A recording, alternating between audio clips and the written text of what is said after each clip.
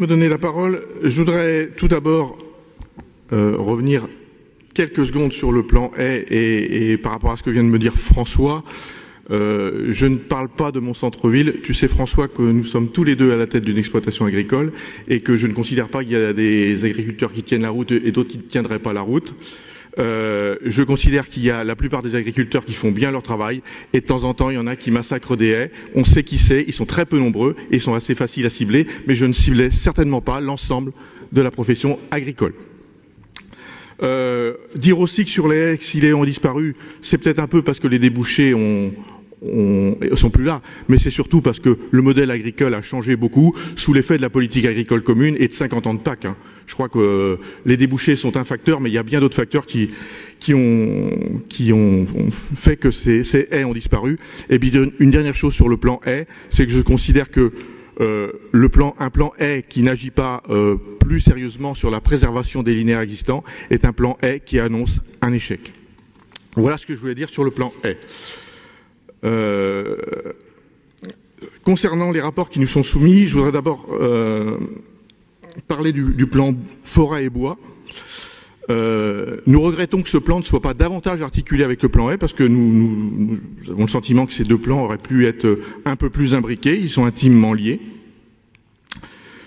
Nous partageons la nécessité d'assurer une gestion dynamique et durable de la forêt en Pays de la Loire, ainsi que d'animer et de promouvoir les filières forêt et bois dans notre région. Je crois que c'est des enjeux qui sont partagés. Nous émettons cependant plusieurs réserves sur ce plan bois et forêt. Tout d'abord, nous l'avons dit en commission, nous regrettons que les essences mises en avant dans ce plan soient trop peu nombreuses. Pin, chêne et surtout peuplier qui prend beaucoup de place. Même si ce n'est pas les seules essences qu'on peut planter, je pense que ces essences prennent beaucoup de place dans ce plan. Et au-delà des besoins en bois d'œuvre de nos filières, que nous ne nions pas, on a aussi besoin d'une forêt ligérienne qui soit capable de répondre aux défis de la biodiversité et du changement climatique. Et on sait que pour ça, on a besoin d'arbres de beaucoup de variétés.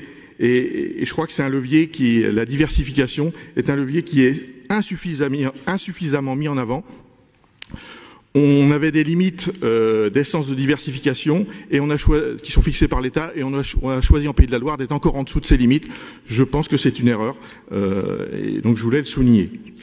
Alors j'entends que sur ces essences de diversification, on en a déjà parlé en commission, il faut aussi des débouchés, mais on ne pourra construire des débouchés que si on a des arbres. Et on sait que sur la forêt, on est sur des temps longs, donc il faut d'abord planter des arbres pour pouvoir construire des filières. Concernant enfin ce plan bois, les friches de peuplier, nous on émet beaucoup de réserves sur cette mesure friche de peuplier et sur l'opportunité de ce dispositif. On a fait preuve de réserve technique sur la gestion des peupliers, mais on pense aussi qu'investir de l'argent public à destination de propriétaires qui ont laissé la friche s'installer sans aucun levier de contrôle sur le temps long, ça ne paraît pas raisonnable. Et donc cette mesure friche de peuplier nous gêne. Et puis enfin, on trouve qu'il manque dans ce plan bois et forêt des clés d'arbitrage entre les espaces agricoles et les espaces forestiers. On aurait aimé que ce soit plus présent dans le plan. Ça, c'est le premier élément que je voulais évoquer. On a ensuite le rapport 301 et j'aimerais sur ce rapport, vous raconter une histoire en 4 actes. Acte 1, le 7 septembre, Bruno Le Maire annonce la fin de la défiscalisation du carburant pour les agriculteurs. Dont acte. Acte 2, les représentants de la profession montent au créneau et Bruno Le Maire, sous la pression, promet aux agriculteurs plusieurs mesures de compensation, dont la revalorisation du micro-bénéfice agricole.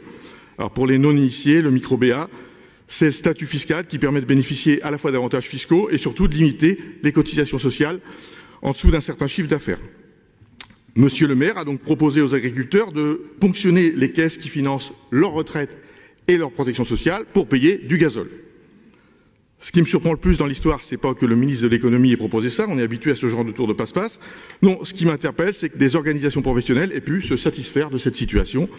Mais c'est pas le sujet d'aujourd'hui. J'arrive à l'acte 3. Lors de la session d'octobre, vous nous présentez un règlement pour la dotation aux jeunes agriculteurs qui écarte des dispositifs de modulation les installations dont le chiffre d'affaires est inférieur au micro-bénéfice agricole, soit environ 90 000 €. Nous vous avons alerté, parce que nous pensions que subordonner cette modulation à un chiffre d'affaires n'était selon nous pas acceptable.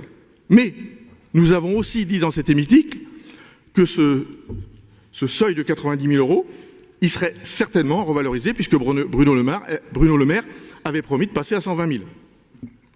La loi de finances est adoptée, c'est chose faite, le micro-BA est passé à 120 000. Alors, Madame la Présidente, comment est-ce qu'on écrit la fin de l'histoire? Le règlement Jeunes agriculteurs voté en octobre, malgré nos alertes, est dès aujourd'hui obsolète, alors qu'il est censé entrer en vigueur dans 10 jours. Quel est le seuil d'accès aux modulations pour la dotation Jeunes agriculteurs? 90 000 ou 120 000? Les futurs installés attendent une réponse. Donc nous vous demandons que ce règlement soit modifié dans les plus brefs délais. Ce règlement était inacceptable de notre point de vue lors de la dernière session. Il discrédite désormais toute cette Assemblée. Ensuite, quelques éléments sur le ZAN, le fameux zéro artificialisation nette dont il a été question tout à l'heure. Nous étions nombreux à assister à l'opération de communication que vous avez organisée à Angers le 6 novembre dernier.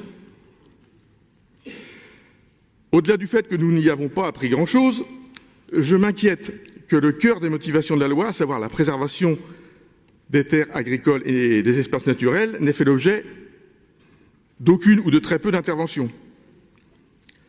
La région, dans la mise en œuvre du ZAN, ne saurait se contenter d'accompagner les collectivités dans la répartition de surfaces constructibles. L'identité des villes et des communes, leur caractère, leur patrimoine, bien sûr, doivent être pris en compte dans la démarche ZAN.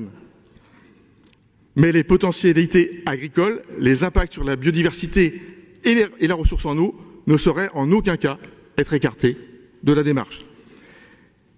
Il est important de répondre d'abord aux enjeux liés à la préservation des espèces naturelles et agricoles, et c'est d'ailleurs l'objectif et l'esprit de la loi.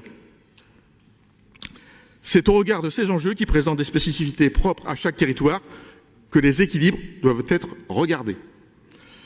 La conférence régionale de gouvernance de la politique de réduction de l'artificialisation des sols devra s'en saisir.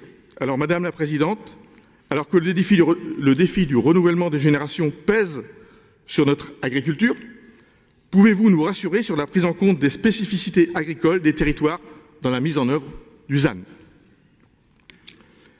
Et puis, dernier élément que je voudrais porter à votre connaissance, qui a déjà été évoqué tout à l'heure, c'est la protection des masses d'eau. Nous voulons réaffirmer ici que les mesures agro-environnementales et climatiques que tu as évoquées tout à l'heure, Lydie, ne sont absolument pas dimensionnées pour atteindre les objectifs de qualité de l'eau. La seule solution pour être capable d'assurer aux Ligériens une alimentation en eau de qualité, dépourvue de traces de pesticides, c'est de mettre en œuvre le zéro phyto sur l'ensemble des périmètres rapprochés dans les zones de captage. Tout le monde est d'accord sur le constat, et pourtant nous ne passons pas à l'action. C'est possible pourtant, à condition que nous nous en donnions les moyens. Nous devons cela aux Ligériens. Je vous remercie. Merci.